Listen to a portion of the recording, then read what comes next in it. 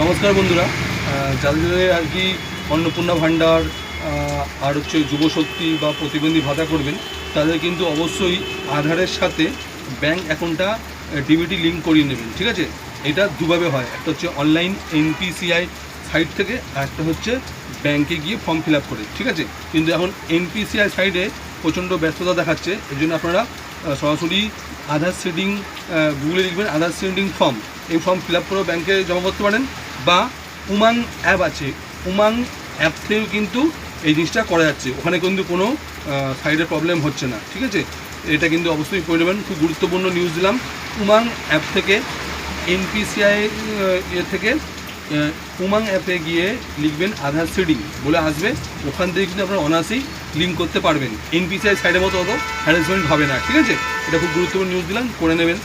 আমি করেছিলাম, আমার হয়ে গেছে। ঠিক আছে, সব করো।